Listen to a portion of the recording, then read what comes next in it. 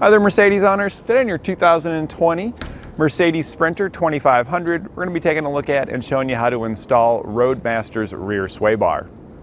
Now before we install our sway bar, we're going to go ahead and hit our test course here just to get a baseline of how our suspension feels so we can measure how much improvement we made.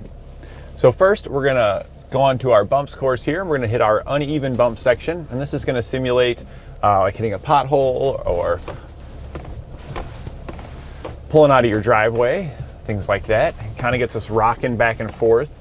This is kind of where we're going to notice some improvements with our sway bar. It should help minimize how much back and forth we've got. It doesn't feel too bad here. The suspension seems to absorb it pretty well, but it does get quite a bit of body rock going on. It's not stiff. We don't feel like a bang when we hit any of these bumps, but definitely moves the body. We're now in the even bump section, and this is going to simulate like hitting a speed bump, and this is going to be more your forward and back movement. Our sway bar is probably not going to make any improvements or noticeable differences here for your straight forward and back. It's more that side to side. We're going to head into our slalom section next here, and this is usually where I notice the biggest difference here. We're going to simulate an evasive maneuver over here, and when you have to turn real quickly to the left or to the right, your momentum's still kind of going in that direction, so it causes your body to roll in whatever direction that was. So we're gonna head up here, coming up to that slalom section now. We'll get a little bit of speed into it so we can kind of feel how this thing would be like if we had a deer or something run out in front of us, or something we needed to move really quickly.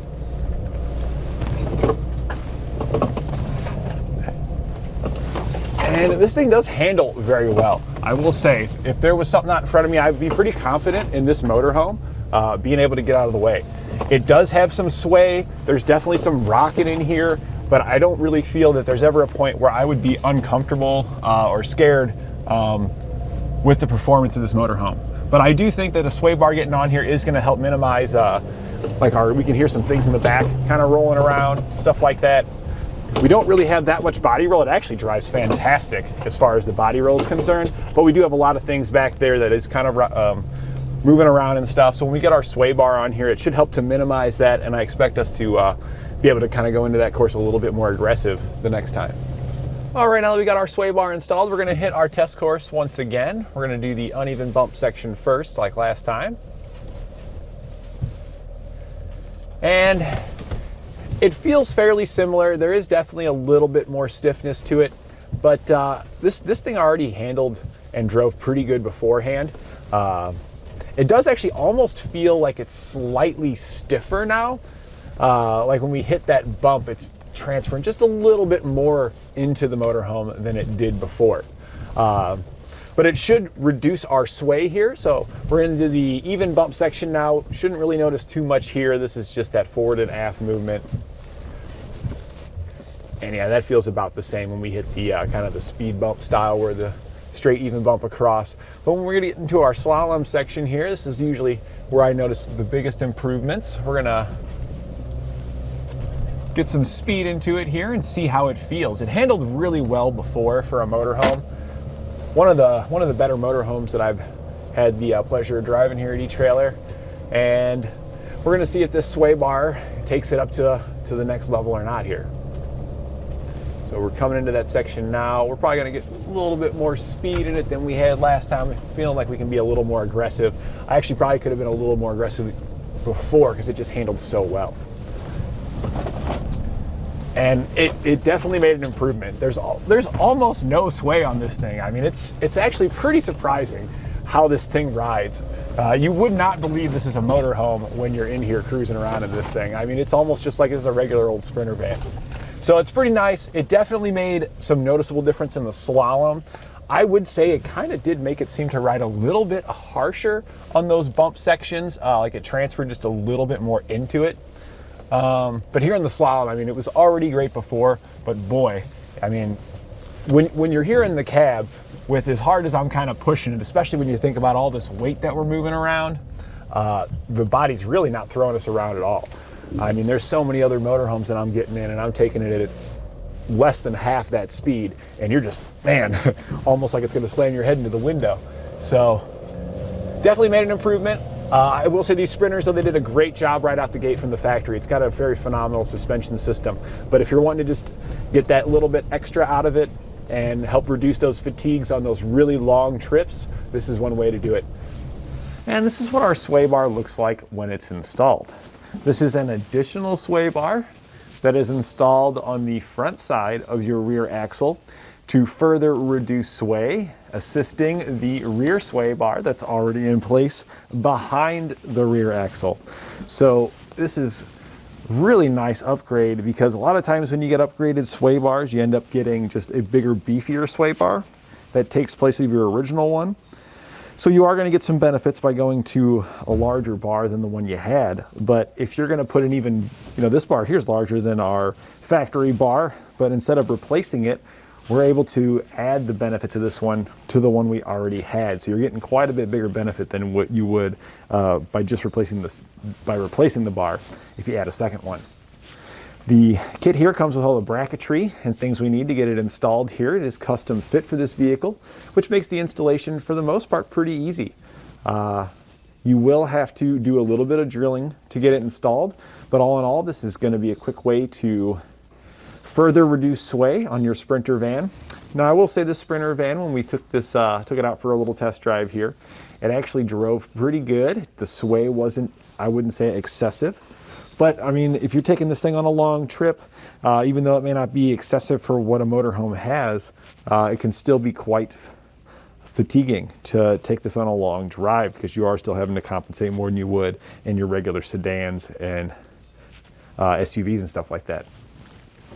So with this sway bar here, we're going to get additional anti-sway properties, because what happens with a sway bar, if we look at the shape of it here, it's kind of like this in here. You got your two arms up here, and these shafts here connected to the frame on each side.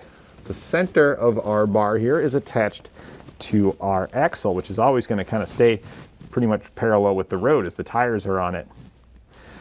When sway occurs and the body wants to roll to the left or to the right, that's the body rolling, but your axle still kind of stays relative to the road there. So as this body wants to lean, we'll say we made a pretty harsh right turn, so we got some lean towards the left, towards the driver's side like this. What's going to happen is the frame here is going to come down closer to our axle, because it's leaning in this direction, pushing this side down, pushing down on this arm here. On the other side here, the frame is going to go slightly further away from the axle, and it's actually going to be kind of pulling up on this arm. So our sway bar that's like this, that likes to be in this normal resting position, that's a nice, strong, sturdy piece of metal, it doesn't want to move. Well, our motorhome's forcing it to move like this, and that bar, as it's twisted, will want to return to that position and help pull our motorhome back upright. And this works in both directions. So as you get sway and stuff, it's going to stop the initial amount of sway that you get, but also any oscillations afterwards, because after your motorhome, you get a heavy lean to the left. When it comes back to the right, it usually goes past center a little bit and kind of levels out. Having this extra resistance here is going to minimize that oscillation back and forth, and may even bring it all the way down to where it's just kind of a lean left and we're back right again. So it does a great job on making it more comfortable for your passengers, giving you a little bit more control over your motorhome, because you don't have quite as much lean. And again, the fatigue, I think, is a really big thing, because a lot of times you're taking your motorhomes on long trips. You're not always just going to the local lake. You're going to be going maybe to a few states away, maybe halfway across the country, and it's going to make a huge difference on how you feel on the journey there versus not having one. So now that we've covered some of the features of our sway bar here, why don't you follow along with us and we'll show you how to get it installed. We're going to begin our installation under the vehicle here. We do have ours lifted, but you can see here we're lifting it by our wheels here. So that means that our motorhome is still fully loaded. It's basically as if it was sitting on the ground. We're just underneath of it. So when you're working on this at home, you want it to be in a similar situation. You don't want to lift it up by the frame or anything, because we're going to take these U-bolts loose here. And if you have the vehicle lifted by the frame, it could potentially separate between the leaf here and the axle. Now, we're not going to take the one off the other side, so it probably won't completely separate, but we just don't want to risk anything shifting and having to deal with trying to get this line back up. So if we're doing this all loaded down, everything's going to stay together and we'll be able to get this U-bolt off of here. We're taking the U-bolt off to install the bracket on it, and we have to completely replace it so we have one with longer threads to accommodate our bracket. We're going to use a 19mm socket to remove the two nuts here that's holding our U-bolt in place.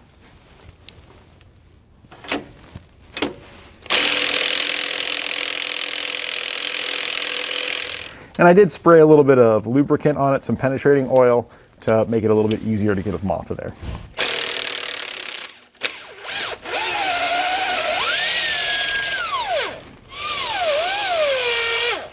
And you'll notice these nuts kind of they have like a tapered shape to them, so they need to go, when we reinstall them, they need to make sure that they're in the same orientation, so that way it centers properly and it's seat up there.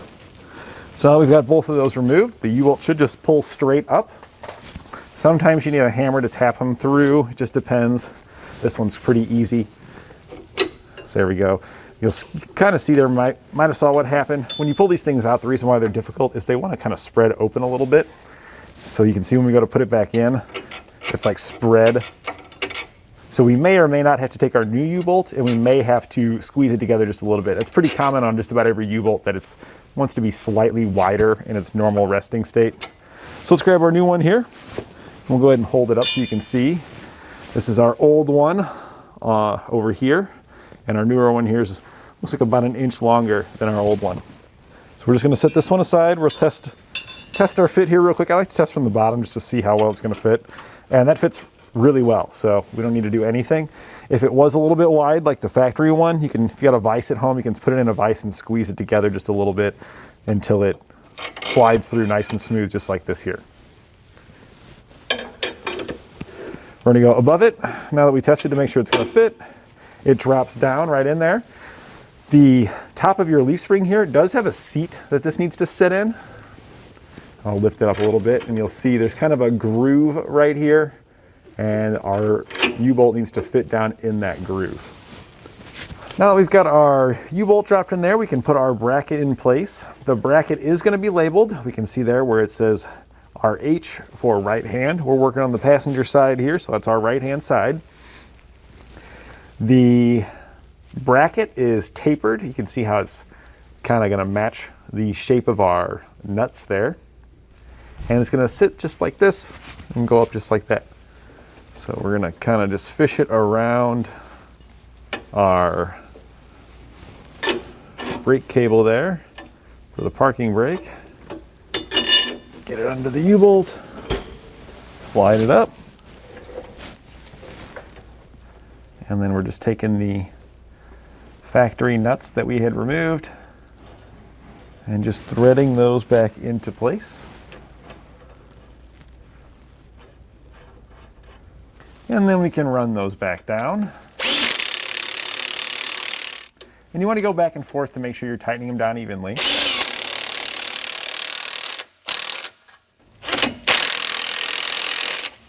And then we can go back and torque our hardware to the specifications outlined in our instructions. Once we get this side torqued, we'll repeat the same procedures over on the other side to get that bracket installed. We'll now put our hanger brackets in on each side. This is what our hanger bracket looks like here. These are not side specific, so you just grab one of the two. It's going to go in this location over here. So we had our bracket that we installed in the axle. We're just going to follow the leaf spring until the end. We hit the eyelet here. There's the eyelet bolt. That's where our bracket goes. You're going to push it all the way up against this face here, and then all the way up against this face here, and straight up. Just like that. Now, you'll notice it's kind of rocky. It's not real smooth. We've got a lot of silicone kind of caulking in here, some sealant.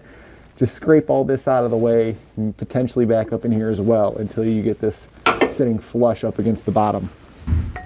We're just going to use a razor knife here to do that. I'm just going to trim it along the edge first, and then I'll check fit and trim anything else that I need to along the way.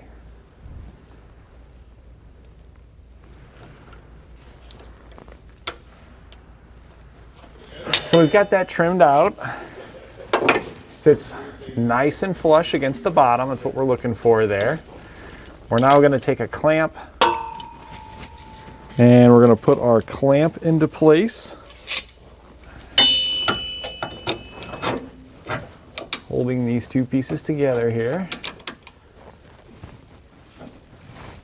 And the clamp can be a little tricky because we need to make sure we don't cover up the hole that we're getting ready to drill out. And we need to also make sure that we're up against all of our surfaces appropriately. So pushed all the way in, flush against this, flush against straight up, and then all the way up against where we trimmed, kind of where this diagonal portion of the bracket goes, all the way flush up against that. Once you've got it all the way flush, we'll then take a 17/32 drill bit, and we're going to drill out the hole there. Now, 17/32 is pretty big, so you might want to step it up from a smaller size. We're also going to use a little bit of spray lubricant to make the drilling go a little bit easier. And we're just going to get this drilled on out here.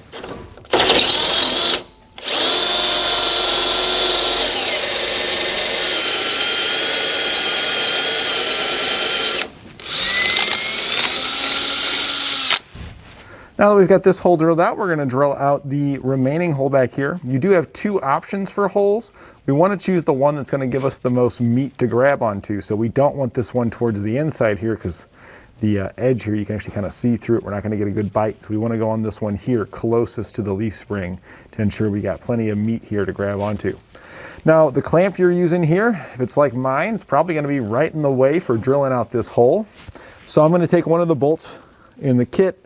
I'm going to feed it through here and I'm going to attach it just so that way I can get my clamp out of the way and then use that hardware to hold this in place so I can drill this direction to get this hole drilled out.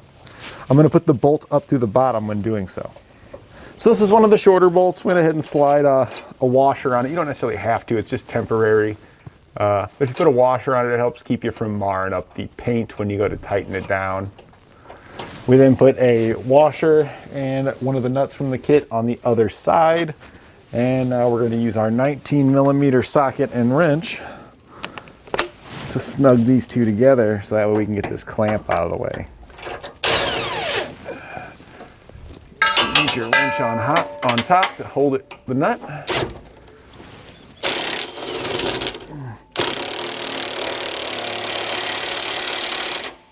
All right. And now we've got that snug down, we can be confident that when we remove our clamp here, that our bracket's going to stay in position. So now we're going to come in this direction and drill that out. You may need a specialty bit to do this. This is a really awkward angle, especially with these being here. And we're just going to spray that just to make it drill a little easier. And just get on through.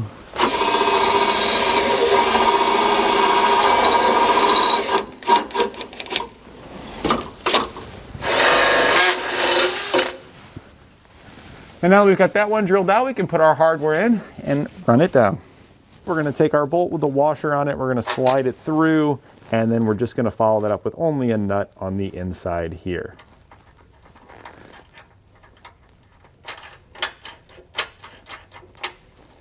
And then we'll take our 19mm socket and wrench to tighten these down.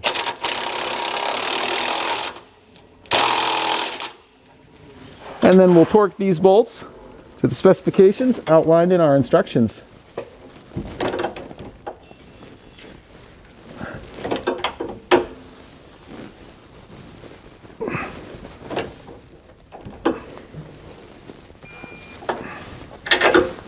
We're now just going to come over here to the other side. Get this side prepared the same way and get our bracket installed over here. So we got our brackets in place, so now we need to prepare our sway bar here so we can lift it into position. You'll have some bushings that come in your kit, and these are split bushings, so you can see we can spread them open like that to slide it in place. You're going to get some lubricant also in your kit, and we're going to put that all along the inside of this bushing. You might want to wear some gloves when doing this. Some customers have said that it irritates their skin. I've not noticed anything, but each person's different, so you know your body better than I do. We're just going to smother this on here.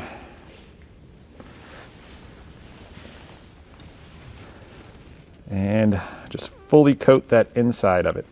And then after I've got the inside all the way coated, you're gonna have quite a bit of excess on your finger there. That excess that you got, I like to take just a little bit and put it on the outside. We don't wanna put a bunch on the outside, but if you just got a little bit that's left on your finger here, that can just help minimize any squeaks and noises that could possibly occur. So just a little bit on there, just like that. We'll then spread our bushing open and slide it right around the sway bar. And then you can put these on if you want. You don't have to put them on, because honestly, a lot of times when you go to lift the sway bar into position, they end up sliding off of there on you. So it's up to you. We're then going to prepare the other side the same way. And now with an extra set of hands, we're going to feed our sway bar into position, because this is kind of awkward. We're going to have to go around these cables, going through kind of this opening here to get these to line up, our bushings here to line up with our brackets there. And it's pretty heavy, so that's why you want that extra set of hands, because the way we're going to have to feed this around is just kind of difficult to do all by yourself. Yeah, okay. All right. It might be easier to leave the things off. Yeah, I know. Okay. All right, cool. And now we're gonna get these lined up with our brackets there. You may need to slide these back and forth a little bit to get them to line up. And then we're gonna push our bolt through. We've got a washer on it. On the other side, we're gonna place another washer. And then we're gonna follow that up with a nylon locking nut. And this is the same size hardware as the bracket bolts that we had inserted. After we put our washer on, we'll then put on a nylon locking nut. And you can kind of support the bar with your shoulders and stuff while you're doing this. Got to get a little creative. Once you get one on each side, for the most part, it'll hold itself up, because it does have the drive shaft that it's kind of rests on as well. And then we're going to use the same hardware here for our bottom ones to get those through. You might have to pull down these a bit to get that through there. After we put the washer on, and we'll follow that up with a nylon locking nut. And we can go ahead and leave these loose for now. It'll make our sway bar slide up and down a little bit easier in the bushings, making it easier to get our end links on. Now we can get our sway bar link attached to the end here. This is the sway bar link that comes in your kit here. You're going to take your bolt, your longer bolts that come in your kit. They're going to slide from the outside towards the inside through your sway bar end there. We'll then take the end link. We're going to slide that over the end. Take one of the washers in our kit, put that over the end, and then put a nylon locking nut on it. We can then raise this up, and we're going to use the same length bolt and nut to attach it up here between our bracket. You have several different holes here, so you can choose the hole that is going to give you the most level sway bar. So we're just going to lift it up and see where that kind of lines up. And it's looking like for us, like we want the lowest hole. That's going to put us right at about flush. So we're then going to take our bolt. We're going to have to go this direction through, and you can see we're very close there, but we are going to clear. Now what you will have to probably do is pull your bolt back out just a little bit, just so you got some threads poking through there, in order to be able to get your nut started on there.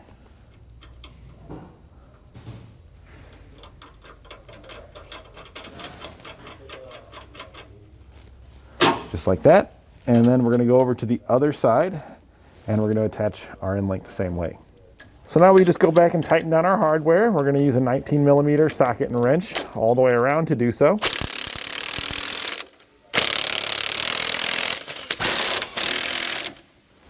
We can now go back and torque all of our hardware to the specifications outlined in our instructions.